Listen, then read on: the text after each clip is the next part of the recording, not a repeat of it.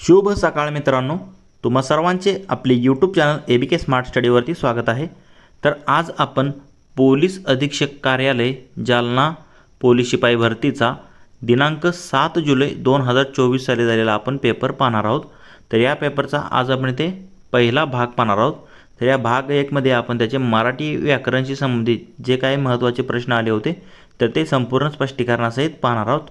तर असेच प्रश्न तुमच्या येणाऱ्या लेखी परीक्षेमध्ये असणार आहेत, त्यामुळे तुम्ही हा व्हिडिओ पूर्ण बघा व तुमच्या मित्रांना देखील शेअर करा। तर प्रश्न क्रमांक पहिला तुम्ही इथे पाहू शकतात। तर मराठी शब्दातील अकारांत पूर्वीचे ईकार व उकार टिंब असतात असं आपल्याला विचारलेलं आहे।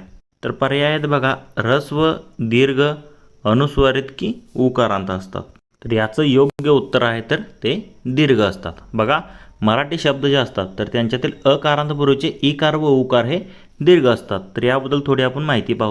तर बघा, मराठी शुद्ध लेखनाच्या नियमानुसार जेव्हा एखादा मराठी शब्द अकारांत म्हणजे ज्याचा शेवट अ या स्वराने असतो तेव्हा त्या शब्दातील शेवटच्या अक्षराच्या आधीचे उपांत्य म्हणजे त्याच्या अगोदरचा जो शब्द असतो ई किंवा उ हे नेहमी दीर्घ लिहिले जातात। तर आता याचं आपण उदाहरण पाहूयात। तर बघा, उदाहरण काय, पीठ। आता पीठ हा शब्द आहे, यात काय आहे, ठ हा, आता पीठ ठ म्हणजे कसा अकारांत आहे, पण त्याआधी जर तुम्ही पी पाहिला तर हा पी कसा आहे, तर हा दीर्घ आहे, म्हणून त्या दुसरी वेलांटी दिली आहे पीठ। त्याप्रमाणे मूठ जर यात पाहिलं तर ठ हा अकारांत आहे, म्हणून त्या आधीचा मू हा कसा आहे, दीर्घ आहे। त्याप्रमाणे बहीण यात शेवटचा जर न पाहिला तर तो बहीण अकारांत आहे बघा, पण त्याआधीचा जर ही पाहिला तर तो कसा आहे, दीर्घ आहे। म्हणजेच अजून एक उदाहरण पाहिजे असेल तर लाडू। तर लाडूमध्ये पण बघा काय आहे, अपवाद। जर शब्द अकारांत नसेल तर नियम बदलतात, म्हणजे लाडू हा एक शब्द जो आहे तर तो अपवाद आहे यासाठी। तर बघा, ह्याप्रमाणे जर तुम्ही पाहिलं तर मराठी शब्दलेखन नियमानुसार एखादा मराठी शब्द जर अकारांत ज्याचा शेवट अस्वराने होतो तर तेव्हा त्याच्या शब्दातील आधीचे जे उपांत्य असतात ई किंवा उ हे कसे लिहिले जातात, दीर्घ लिहिले जातात, हे तुम्ही लक्षात ठेवा। म्हणून ऑप्शन 2 याचं उत्तर आहे। पुढे प्रश्न पाहूया। तर आता शुद्ध लेखनाच्या नियमानुसार आपल्याला शुद्ध शब्द म्हणजे अचूक शब्द ओळखायचा आहे। बघा, शुद्ध लेखनाच्या नियमानुसार तर परीक्षा हा शब्द आपल्याला अचूक निवडायचा आहे। तर परीक्षेला आपण काय करतो, रे हा दीर्घ असतो आणि क्षला एक ओ जर मात्रा पाहिला तर माहिती तर तुम्हाला परीक्षा ऑप्शन बी मध्ये तुम्हाला शुद्ध शब्द दिलेला आहे। तर पुढील प्रश्न पाहूया। प्रश्न क्रमांक 3। तर आता इथे तुम्हाला म्हणजे समूहवाचक दर्शक शब्दाबद्दल हा शब्द आहे बघा, म्हणजे उंटांचा काय असतो, ताफा असतो, झुंबड असते, तांडा असतो का कळप असतो।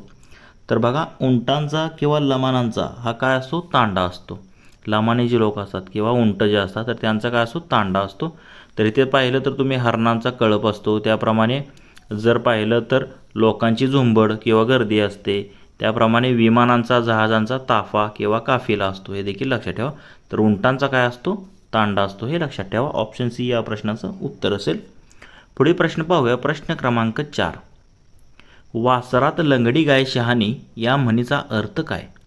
तर बघा, वासरात लंगडी गाय शहाणी आपण कधी म्हणतो, जेव्हा अल्पज्ञानी व्यक्ती जेव्हा कमी ज्ञान थोडं जरी ज्ञान असलं आणि जे तो एका ठिकाणी गेला आणि तिथे तो काय करतो, बडाया मारतो, म्हणजे तो काय ठरतो, म्हणजे कमी ज्ञान असलेल्या लोकांमध्ये सुद्धा त्याचं ज्ञान जे आहे तर ते श्रेष्ठ ठरतं।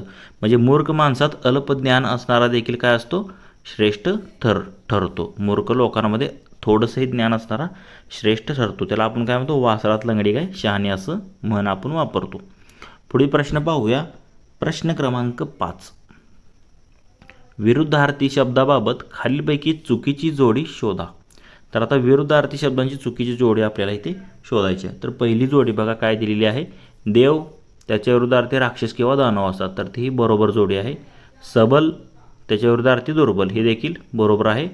खेद म्हणजे दुःख, त्याच्या विरुद्धार्थी हर्ष म्हणजे आनंद, हे देखील बरोबर आहे।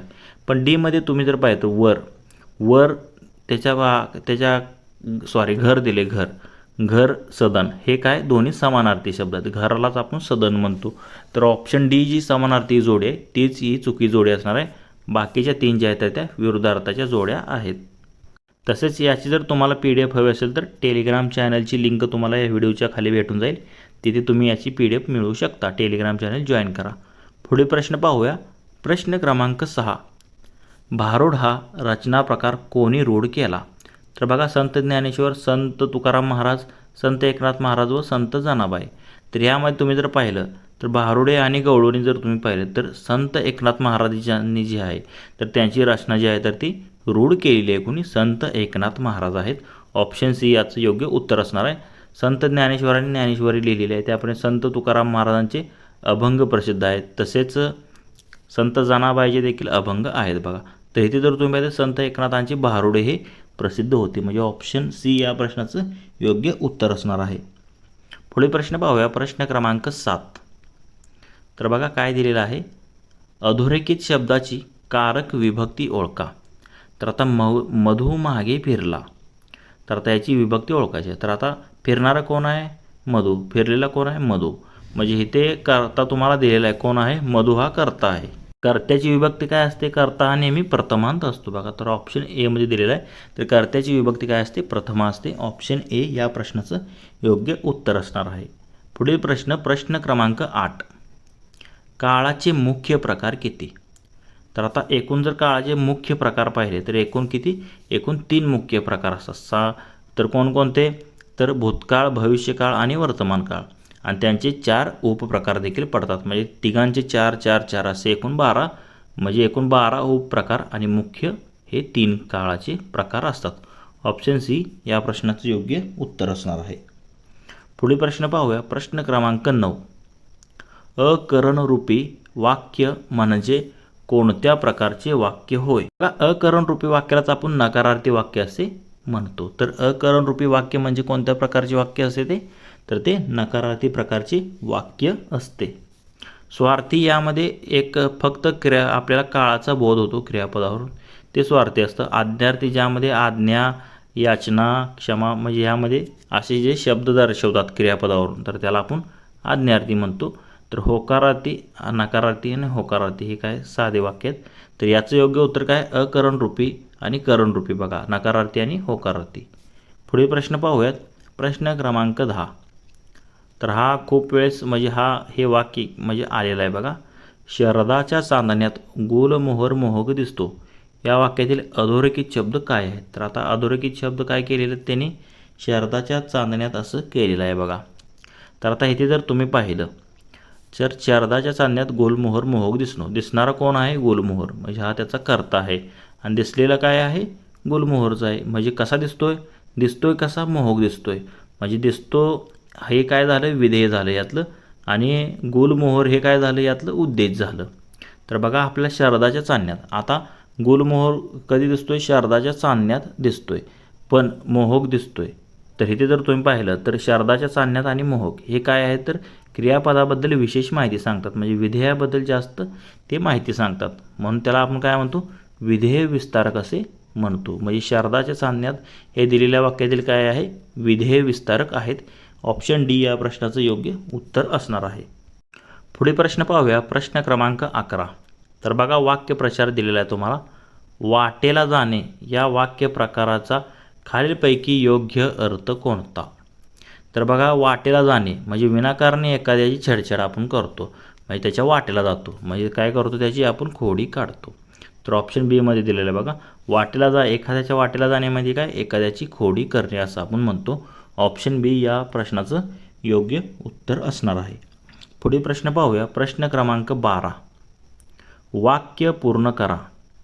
वाहन चालकाच्या प्रसंगावधानामुळे मोठी दुर्घटना तर आता टाळली, वाचली, हुकली का टळली? तर टळली असे म्हणतो. म्हणजे जी दुर्घटना होणार होती तर ती वाहन चालकाच्या प्रसंगावधानामुळे काय झालं? तर ती घटना टळली, म्हणजे ती नाहीशी झाली. तर ऑप्शन डी या प्रश्नाचे योग्य उत्तर असणार. तर मोठी दुर्घटना टळली असं आपण म्हणतो. पुढील प्रश्न पाहूयात. प्रश्न क्रमांक 13. तर बघा इथे काय दिलेलं आहे? जो आवडतो सर्वांना तोची आवडे देवाला. तर हे विधान हे गौण वाक्याच्या कोणत्या पोट प्रकारातील आहे? म्हणजे हे गौण वाक्याचं उदाहरण आहे बघा, पण त्याचे कोणतं पोट वाक्य आहे, प्रकारात आहे? तर आता जो आवडतो सर्वांना इथे अधोरेखित केलेला आहे बघा. तर जो आवडतो सर्वांना म्हणजे तोची, तो कोण आहे? तो आवडे देवाला, तो. मग आता त्याच्याबद्दल विशेष माहिती सांगितली. जो आवडतो सर्वांना म्हणजेच तो, म्हणजे हे काय आहे, विशेषण प्रकारचं वाक्य आहे बघा. म्हणजे विशेषण म्हणून वापरलेलं आहे. जो आवडतो सर्वांना तोच आवडे देवाला. म्हणजे हे कोणत्या प्रकारचं उपवाक्य आहे बघा, तर विशेषण वाक्य असणार आहे. जो आवडतो सर्वांना तोची आवडे देवाला. ऑप्शन बी या प्रश्नाचं योग्य उत्तर असणार आहे. म्हणजे तो कोणी आहे त्याच्याबद्दलच माहिती सांगितली आहे. तर जो आवडतो सर्वांना तोची आवडे देवाला, विशेषण वाक्य. पुढील प्रश्न पाहूया. प्रश्न क्रमांक 14. तर भाजी भाकरी हा शब्द कोणत्या समासाचे उदाहरण आहेत? तर बघा, भाजी भाकरी हे जर तुम्ही पाहिलं तर हे समाहार द्वंद्व समासाचं उदाहरण आहे. कुठलं? भाजी भाकरी हे समाहार द्वंद्व समासाचं उदाहरण आहे.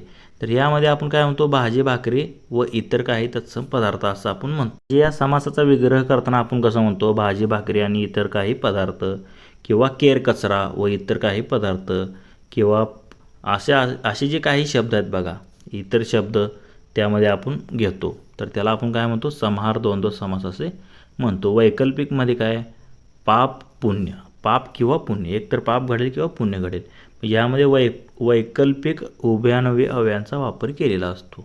त्याला वैकल्पिक द्वंद्व समास म्हणतात. आणि इतर द्वंद्व समाजमध्ये आणि व शिवाय या समुच्चयबोधक उभयान्वयी अव्ययाने जे आहे तर ते शब्द जे आहे तर ते वेगळे केले जातात. म्हणजे राम लक्ष्मण म्हणजेच काय, राम आणि लक्ष्मण म्हणजे आणीचा वापर केला तर ते इतर द्वंद्व समासामध्ये येतात. नन्न बहुमध्ये बहुव्रीही म्हणजे काय, तर ज्यामध्ये नकारार्थी दर्शक जे आहे तर ते शब्द जे असतात तर ते येतात. तर इथे जर तुम्ही पाहिलं तर हे भाजी भाकरी हे समाहार द्वंद्व समासाचं उदाहरण असेल. ऑप्शन सी या प्रश्नाचं योग्य उत्तर असणार आहे. पुढील प्रश्न पाहूयात. प्रश्न क्रमांक 15. बघा काय दिलेलं आहे, वाक्य पृथक्करण म्हणजे काय? तर आता वाक्य पृथक्करण म्हणजे काय, तुम्हाला त्याची व्याख्या विचारलेली आहे. तर बघा, वाक्य पृथक्करण म्हणजे काय असतो, त्या वाक्यामध्ये कोणते शब्द आलेत, कर्ता कोणता, उद्देश कोणता, विधेय कोणता, उद्देश विस्तार कोणता, विधेय विस्तार कोणता, तर हे सर्व जे आहे तर ते शब्दांना आपण ठरवतो. त्याला आपण काय म्हणतो, वाक्य पृथक्करण म्हणतो. म्हणजेच वाक्यातील शब्दांचा परस्पर संबंध जो आहे, म्हणजे नाम कोणतं सर्वनाम कोणतं हे आपण ठरवतो. तर ते ऑप्शन डी मध्ये दिले बघा. वाक्यातील शब्दांचा परस्पर संबंध स्पष्ट करणे म्हणजेच वाक्य पृथक्करण करतो असं आपण म्हणतो. ऑप्शन डी या प्रश्नाचं योग्य उत्तर असेल. पुढील प्रश्न पाहूया. प्रश्न क्रमांक 16. स्वातंत्र्य रक्षणासाठी आपण सज्ज राहिले पाहिजे यातील विद्यार्थी क्रियापदातून सूचित होणारा योग्य अर्थ पुढीलपैकी कोणता आहे? तर बघा, स्वातंत्र्य रक्षणासाठी म्हणजे स्वातंत्र्य जे म्हणजे देशाचं रक्षण करायचं असेल तर आपण नेहमी सज्ज राहिले पाहिजे. तर हे आपलं काय आहे, आपलं एक कर्तव्य आहे बघा. काय आहे, आपलं कर्तव्य आहे. म्हणजे दिलेल्या शब्दावरून आपल्याला काय, कर्तव्याचा बोध होताना दिसतो आहे. ऑप्शन सी या प्रश्नाचं योग्य उत्तर असेल. पुढील प्रश्न पाहूया. प्रश्न क्रमांक 17 पहा. पानिपत झाले या शब्दातील धन्वार्थ ओळखा. तर बघा, पानिपत झाले म्हणजे काय, तर पानिपतची लढाई तुम्हाला माहिती आहे. तर पानिपतच्या लढाईमध्ये तुम्ही जर पाहिलं तर आपल्या मराठ्यांचा जो आहे तर तो पराभव झाला होता. 1761 मध्ये अहमदशहा अब्दालीद्वारे उत्तर भारतामध्ये हे युद्ध झालं होतं बघा. तर पानिपत झालं होतं त्यामुळे काय झालं होतं, सर्वनाश झाला होता पूर्ण. मग त्याचाच अर्थ इथे घेतलेला आहे. पानिपत झाली म्हणजे सर्वनाश होणे असं आपण म्हणतो, किंवा सर्वनाश झाला असं म्हणतात. पानिपत झाले म्हणजे काय, सर्वनाश झाले असे म्हटले जाते. ह्याचा धन्वार्थ असा घेतला जातो. पुढील प्रश्न पाहूया. प्रश्न क्रमांक 18. अर्थदृष्ट्या गटात न बसणारा शब्द ओळखा. तर आता अर्थदृष्ट्या दिलेला आहे. आता 4 शब्द कोणते दिले आहेत बघा, विशाल, विस्तीर्ण, विकलांग आणि अथांग. तर ह्यामध्ये गटात न बसणारा शब्द तुम्हाला ओळखायचा आहे. तर बघा, विशाल म्हणजे दिव्य भव्य किंवा विस्तीर्ण किंवा अथांग असा महासागर म्हणजे मोठा असं आपण म्हणतो. पण विकलांग हे काय आहे, या गटात बसत नाही. विकलांग म्हणजे अपंग म्हणतो म्हणजे, तर ह्या गटात बसत नाही. तर विशाल, विस्तीर्ण आणि अथांग हे एकाच गटात येतात. विकलांग हा गटाबाहेरील शब्द आहे. तर मित्रांनो, आपला जो जालना जिल्हा पोलीस शिपाई भरतीचा दिनांक 7 जुलै 2024 साली जो पेपर सुरू आहे तर त्याचा आपण आज इथे पहिला भाग पाहिलेला आहे, ज्यामध्ये आपण मराठी व्याकरणाशी संबंधित जे काही प्रश्न आले होते तर ते स्पष्टीकरणासहित पाहिलेले आहेत. तर असेच प्रश्न तुमच्या येणाऱ्या परीक्षेमध्ये असणार आहेत. त्यामुळे तुम्ही हा व्हिडिओ पूर्ण बघा, तुमच्या मित्रांना देखील शेअर करा. व तुम्हाला जर अजून नवनवीन व्हिडिओ हवे असतील तर आपले YouTube channel ABK smart study subscribe करा व समोर बेल आयकॉन प्रेस करा. धन्यवाद मित्रांनो. जय हिंद, जय महाराष्ट्र, जय महाराष्ट्र पोलीस.